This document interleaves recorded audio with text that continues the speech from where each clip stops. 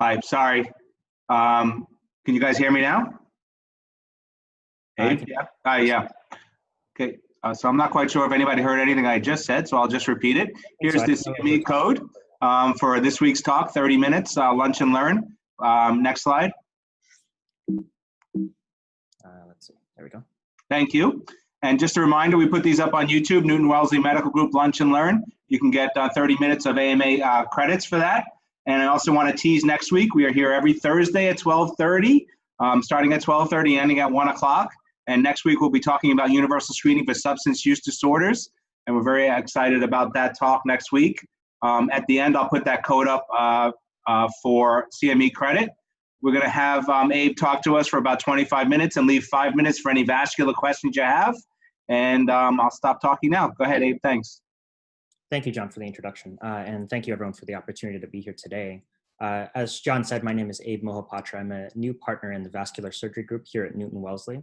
Most of my time will be at Newton-Wellesley. I will have some office hours at MGH, both downtown and at Waltham as well, where I'm going to see patients.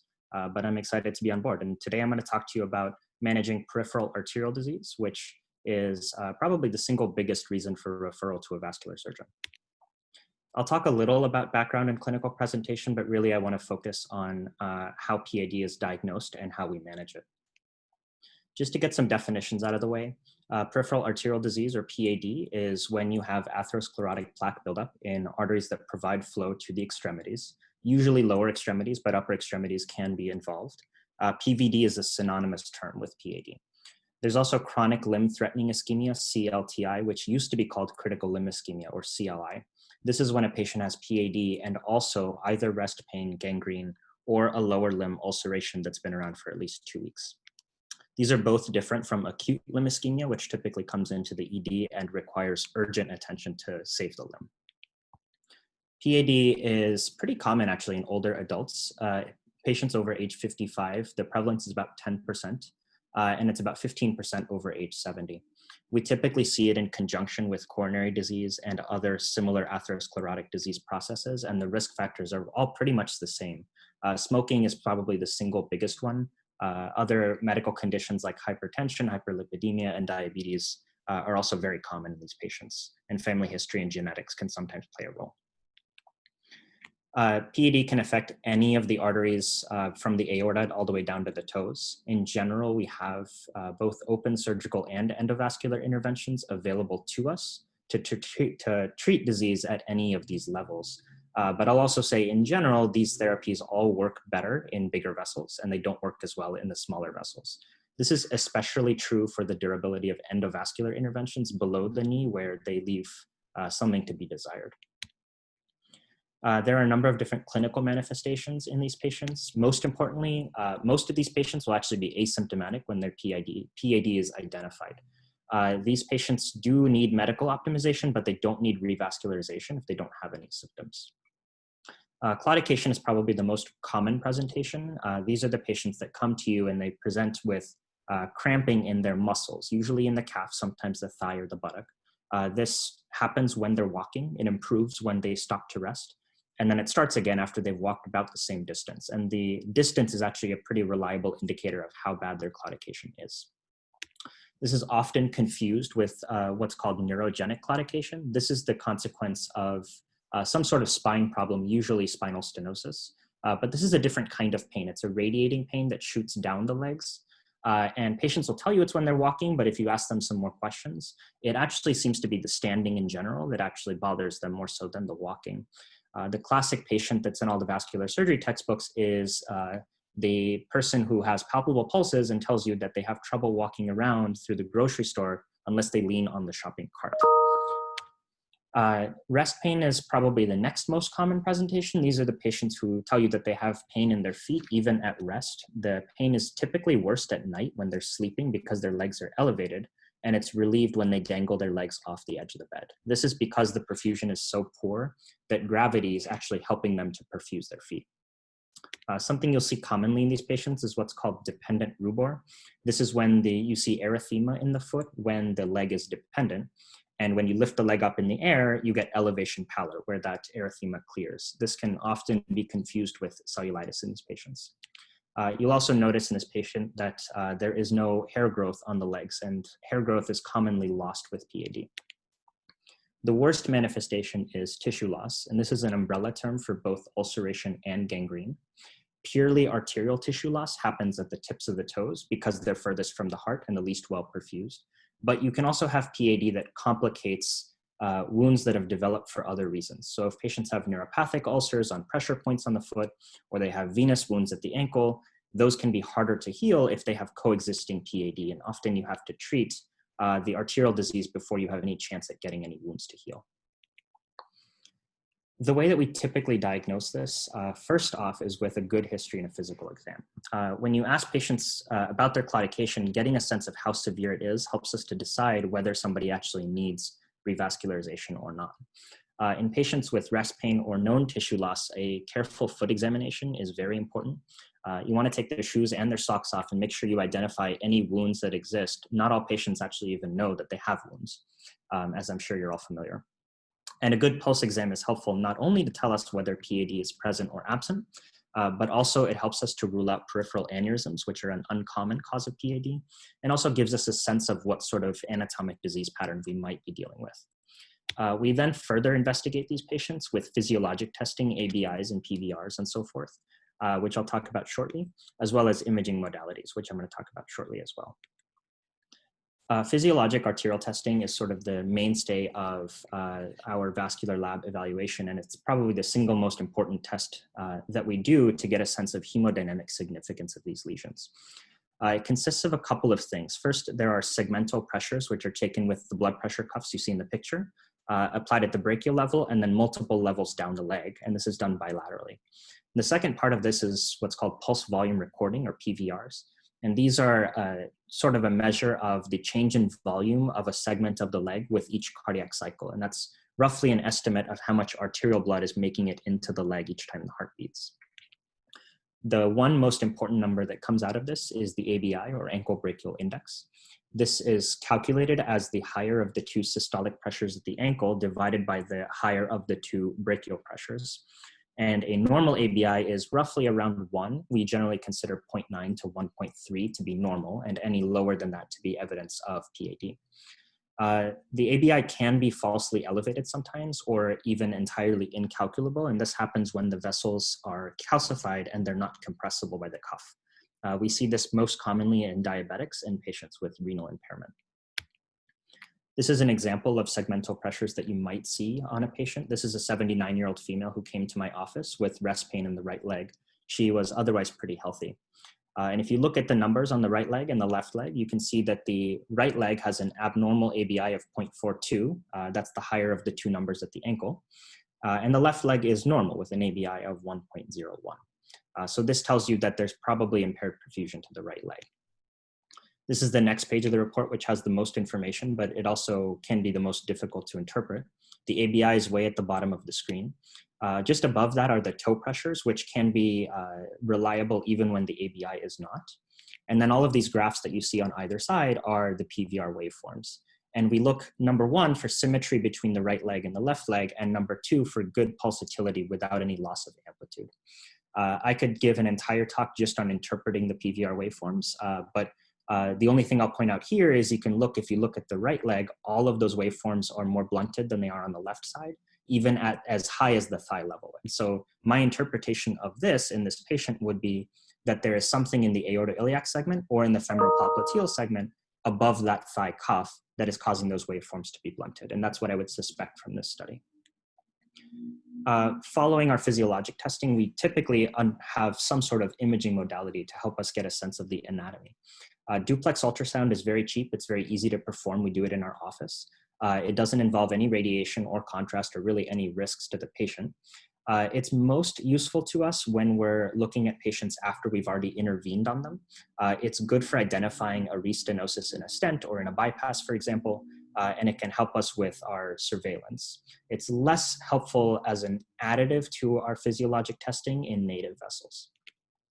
CTA and MRA, CT and MR angiography are more expensive tests. They do require contrast dye, and the CT requires radiation, But the trade-off is they actually give us really good 3D imaging, which can sometimes be helpful. It's especially helpful when we're looking at larger vessels. And so if we do suspect some component of aortoiliac disease, we'll often start with a CTA before we proceed with a conventional angiogram.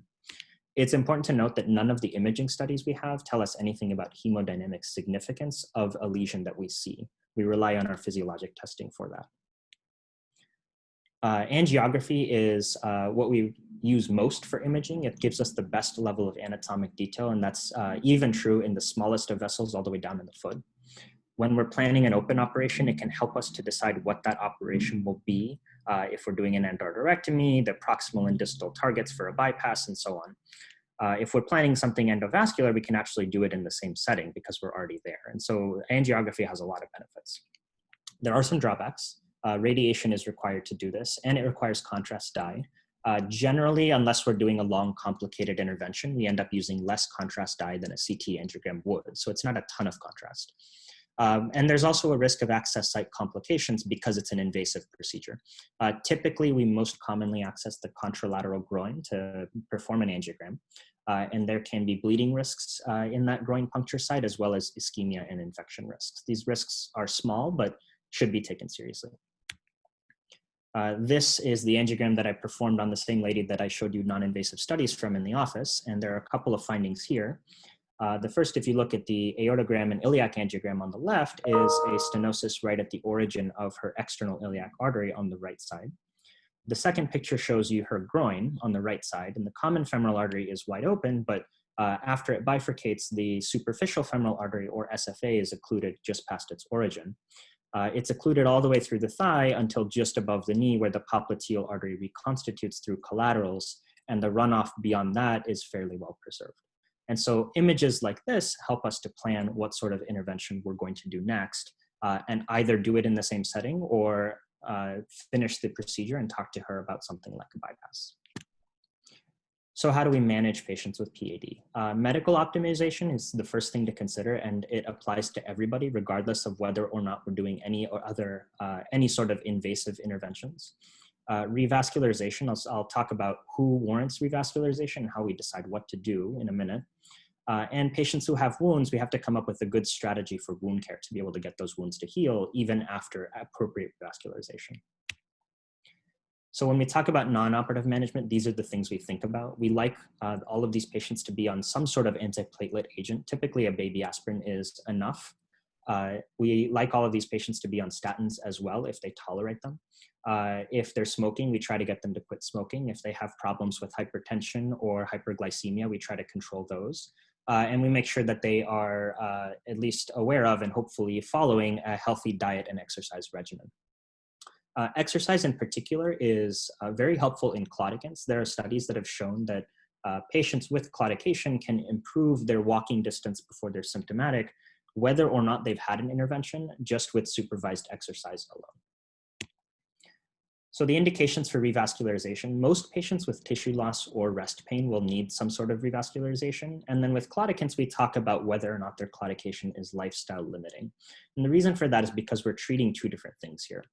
When we're talking about tissue loss or rest pain, we're doing this for limb salvage. If we don't do any sort of intervention to revascularize them, their risk of limb loss, even over a very short term, is very high. Whereas with claudication, their risk of limb loss is exceedingly low. So it's important first to sort of talk to patients and reassure them of that. And to remind them that if we do something invasive that carries risks, we're doing it to improve their quality of life. And that's not necessarily a wrong reason to do it, but the claudication has to really be bothering them for it to be worth that risk.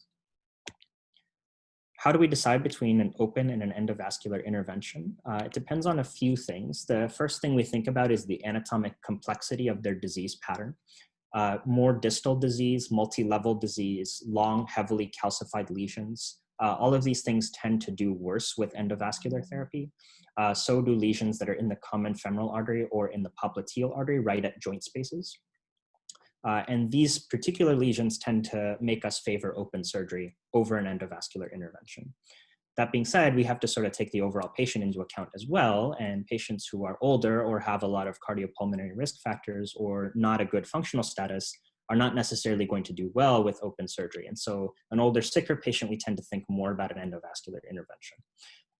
Typically, in most patients, it ends up, sometimes it's a chip shot decision, but most of the time it ends up being a complicated, balanced decision between these two aspects. This is a complicated algorithm from a set of global guidelines on managing patients with CLTI on how to revascularize them. And I'm just going to boil this down into sort of the main points of this diagram. Basically, if they're not a limb salvage candidate, and usually this is referring to patients whose wounds are so far gone that you're never going to save the leg, then we would recommend either palliative wound care, meaning caring for the wound with no expectation that it will ever heal, or doing a primary amputation. If they are a revascularization candidate, but they're high risk, then we don't offer them an open intervention. We offer them an endovascular intervention only, even if we're not entirely satisfied with the durability of that. If they are a good candidate, then we evaluate the open options and the endo options and use our preferred strategy. And if we're not sure whether they actually need revascularization or not, then in those patients, it's not unreasonable to watch and wait for a while. And if the leg's getting better, leave them alone. And if the leg is getting worse, then proceed with revascularization. So coming back to that angiogram on the patient that I told you about, again, this was a 79-year-old female with rest pain. She had first this focal iliac stenosis, and I don't think there are any vascular surgeons who would try to bypass this. I think everybody would agree that a short stent across this lesion would last her a long time. For her long segment SFA occlusion, I think this is an area of active debate. Some people would prefer to treat this with an endovascular intervention, recanalizing and stenting across the whole thing. Others would prefer going straight to a bypass and doing a bypass from the common femoral artery above the lesion to the popliteal artery below the lesion. And you sort of have to take the patient into account and their preferences. And because of her age and because of the fact that the popliteal artery itself was not involved, I opted to treat her with an endovascular intervention. So I was able to get a wire across this down into the popliteal artery, and I ballooned and stented the entire lesion from the groin all the way down to the knee and established the luminal flow. Once I was happy with that, I, on the way out, put a stent across the external iliac artery lesion and was happy with that result as well. She had a palpable DP pulse at the end of the case, and even in PACU, she was saying that her rest pain already felt better. It can be very rewarding when we're talking to especially patients with claudication and rest pain that bothered them all the time, to see their symptoms improve dramatically and immediately after we're able to revascularize them. And that's one of the reasons that this is so rewarding. Just to touch on a couple of other important aspects, wound care is really important to think about in the patients that have wounds.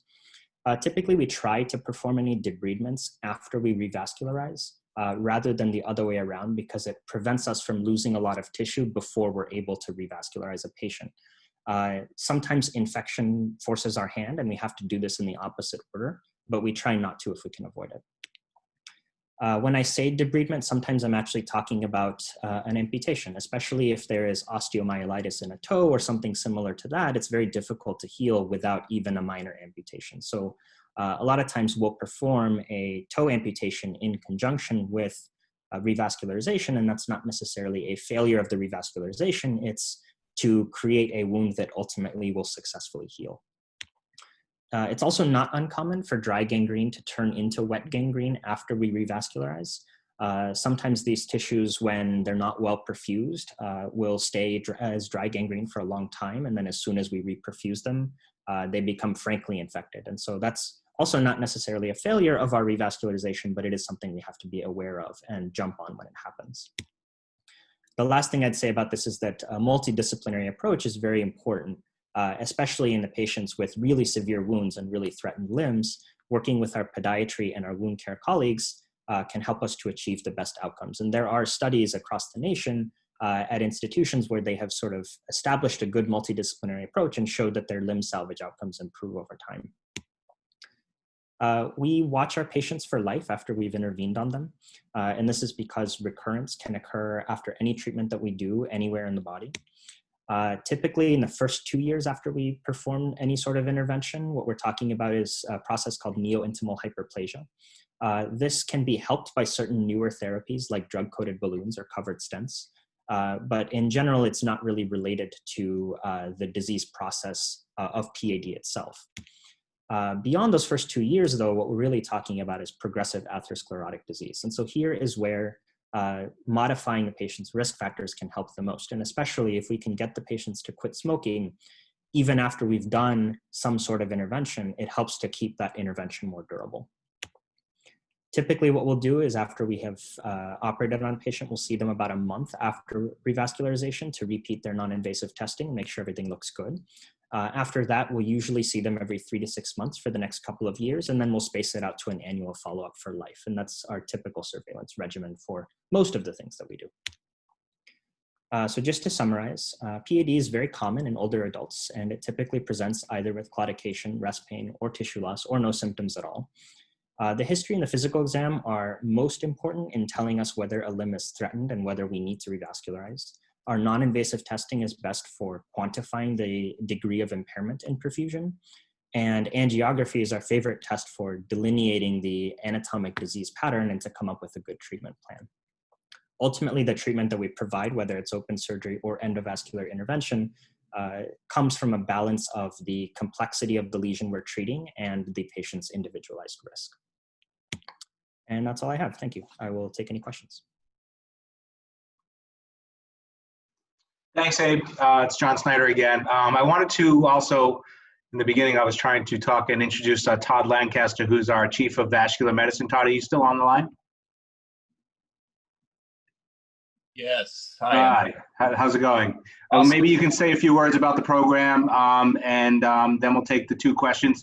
There's been some questions in the chat box that Todd has already answered, but maybe we can talk a little bit more about that. Go ahead, Todd. Yeah, sure. So, Abe, awesome work. I was going to introduce you at the beginning to let everyone know that we're so glad to have Dr. Mohapatra here. He comes from the 2nd best training program in the entire United States. I come from the best one. You probably are. but Abe is here to join us, and he is very well trained and ready to take care of arterial venous problems, aneurysms, renal vascular disease, dialysis issues, whatever you sort of think of. If you need our help, as a general rule, we try to make all of our doctors available personally. So calling the office is always a fine way to get us, but you feel free to page us. Our cell phone numbers are in the paging directory from top to bottom. So if you have a question, you're not sure how to work something up, or if you want us to see a patient urgently, if you would just give us a call, we'll make it happen. It's our priority. We want to provide the best possible service to the doctors here, like you guys do in return for us, for our patients. So anything at all that we can do to be helpful, we're happy for a phone call, happy for a consult, happy for whatever. The questions that came up in the chat, I mean, I should really let Abe talk about it, but Abe, they asked some questions, I don't know if you've seen them, about sort of differentiating arterial and venous ulcers, and also sort of the best initial test for a person who comes to the office with claudication. I answered what I think, but you're smarter than me, so why don't you tell us what you think? Well, apparently you went to the best training program, so I'm not sure that's I'm looking at your answer now, and I would agree with that. I think a lot of times you can get a sense of what caused the ulcer by where it's located, as Todd said, and sometimes there are multiple reasons why a patient gets an ulcer. They might have gotten a pressure ulcer because they have diabetic neuropathy, but they're not healing it because they have chronic venous insufficiency. And so it's not uncommon to have ulcers of mixed pathologies that started in a particular location because that was the primary driving problem, but you sort of have to address every problem to get them to heal. I would probably say the worst combination of these is when you have mixed arterial and venous disease, and Todd may agree with this. Patients who come in and have a venous ulcer, but you can't get it to heal because you can't compress them because they have arterial disease. And if they have arterial disease and you compress them, they end up getting rest pain or they end up getting gangrene. And so in those situations, you have to address the PAD first, and then you can sort of try to get the wounds to heal with approaches to the other underlying problems. Abe, I wonder if you can talk about, there's been a couple of questions here, and I know in practice, so 2 things I would ask. One is, you mentioned baby aspirin. I wonder if you can talk about some of the other antiplatelet agents that are out there, dipyridamole, et cetera. And then the second thing is, as a primary care doc, we see someone who we think has rest pain or claudication. Besides doing everything you talked about, medical optimization, do you guys want, Abe and Todd, do you guys want us to order a test or send them to you or Leslie, or a specific test or a specific ordering way Can you talk about that kind of initial workup? Because that's how most of us see these patients. Sure. I think if there's a suspicion of PAD and you're referring them to us, we typically look through our schedules and make sure this is done before we see them anyway. But if you suspect that there's PAD, then ordering the ABIs and PVRs to have them before their visit with us can be helpful, because then we can have a more educated conversation with them at the time of the visit about number one, whether we think PAD is the cause of their symptoms, and number two, what to do about it. And it sort of saves the second visit if we see them, they don't have testing, and then we get testing, we have to see them again. And so it helps us to treat them in a more expeditious fashion if the ABIs and the PVRs are available at the time of our office visit. That being said, a lot of times we'll just have them get that testing the same day they see us. And so we're generally pretty good about being able to do that ourselves. So Sally just asked, there's 1,000 different PVR orders, and I've experienced this in Epic. Is there one in particular, or how should we navigate that as primary care docs? Todd may know a better answer to that than I do. I'm so embarrassed. So I'm texting right now to find out the exact one. So okay. Just hang tight. If we can hang on a second, I'll tell you. Yeah, it's just that it does become, so what about with or without exercise? Does that make a difference? Yeah, so I would say for that, always order it with exercise. We have protocols in place. If it is not the right thing to do, or if it's mean to the patient, we will not do it. So give us the order to do it all, and if it's not appropriate, we'll change the order on our end. Okay. And what about some of the antiplatelet agents? Do you typically just use aspirin? So typically we just use aspirin unless we have a reason to use something else. Really the only data in the vascular surgery literature is for aspirin and for clopidogrel or Plavix. I know there are other newer things on the market. Dipyridamole, I'm not sure if there's any vascular surgery data on how well that works in our patients.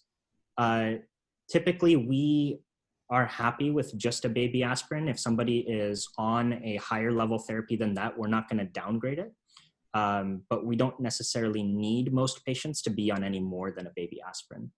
The exception to that is most vascular surgeons, after putting in a new stent, will want a patient on dual antiplatelet therapy, at least for some time. There is not a lot of data on how long that time period should be, and so it varies from surgeon to surgeon. My practice is typically to put people on dual antiplatelet therapy for 3 months. If they're tolerating it well, then just leave them on both, because there is data to suggest that dual antiplatelet therapy may be more efficacious in reducing cardiovascular risk overall down the road. And so if they're tolerating it, I tend not to stop it unless there's a good reason to stop it. Okay. All right, I don't see any more questions in the chat box coming up on 1 o'clock. So I want to remind everyone I put the code in the chat box for this week. Next week, we'll hear about substance use disorders. Everybody enjoy their weekend, enjoy the return of the NFL, and maybe a little bit of normalcy. And everyone have a nice weekend, and we'll see you next week. Thanks, Abe, very much. Thanks, Todd. Yeah, bye.